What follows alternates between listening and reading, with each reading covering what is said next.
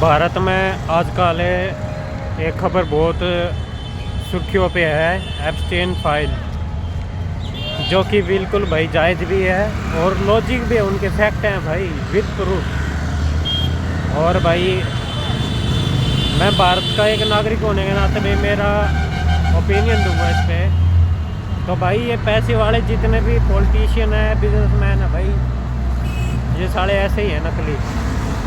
कुछ अच्छे भी हैं लेकिन 95% बंदे भाई बेकार हैं। और ये फाइल बाहर आने के बाद आम जनता का क्या होगा?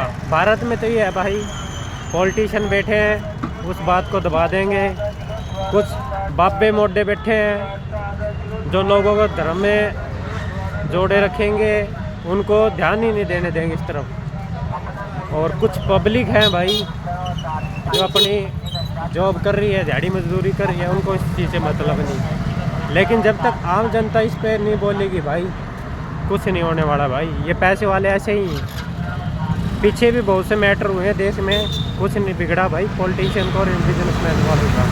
जब तक आम जनता जागरूक नहीं होगी, एक नहीं होगी, कुछ नहीं होना भाई। ठीक है, तो भाई जब तक आवाज़ ही नहीं उठाओगे तो सहना पड़ेगा तुम्हें भाई। तो भाई एजुकेटेड हो, आवाज़ उठाओ, अपने मुद्दों को रखो भाई।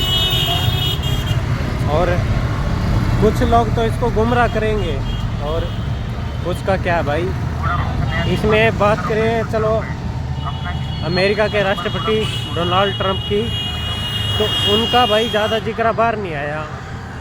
क्यों नहीं आया भाई?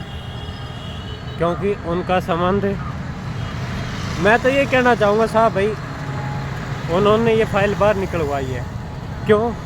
क्योंकि भाई इंटरनेशनल जो भी मुद्दे चल रहे हैं उस चीज़ का डोनाल्ड ट्रंप को डायरेक्ट फ़ायदा मिलेगा। उनका नाम फाइल में जुड़ा हुआ है लेकिन इतना नहीं आएगा क्योंकि उन्होंने अपनी प्राइवेसी बना के रखी है।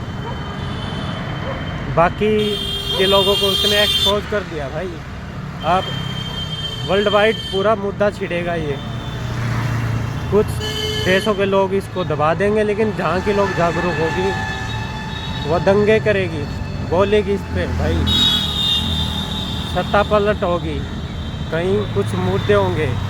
और भारत का बताऊं, मैं बीजेपी पार्टी की बात करूं तो भाई भारत में यही होना है। अब मोदी का नाम आया है, अंबानी का नाम आया है, बिल गेट्स का नाम आया है, तो इन पे क्या होगा भाई?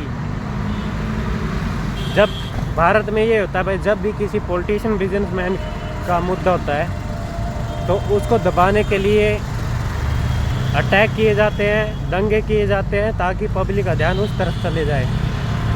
और अब होना भाई कहीं बड़ा अटैक होगा, देख लेना, क्योंकि ऐसा ही होता है भाई। बिहार इलेक्शन में भी यही था।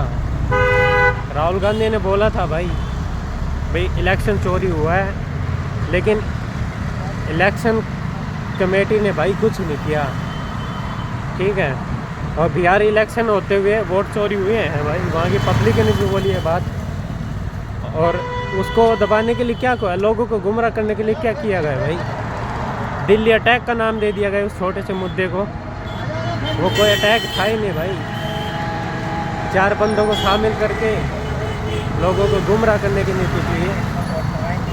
तो अब मोदी का नाम आया है भाई, और कुछ पॉलिटिशियन का, कुछ बिजनेसमैन का, तो फिर से वही होना भाई, कहीं अटैक होगा। ये मैं भविष्यवाणी करता हूँ, कहीं अटैक होगा, कहीं मुद्दे छिड़ेंगे देश में, भारत में, ताकि लोगों का ध्यान उनकी उस फाइल पे ना जाए, पर्सनल लाइफ पे ना जाए। गुमराह करेंगे भाई। लेकिन मैं ये कहता हूँ भाई, बोलो तुम, आवाज़ उठाओ। घुटनों के बल जीने से अच्छा है खड़े रह के मर जाओ भाई।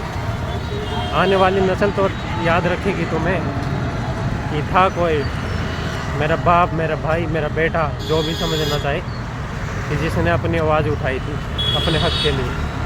आज के लिए सिर्फ इतना ही। जय हिंद भाई।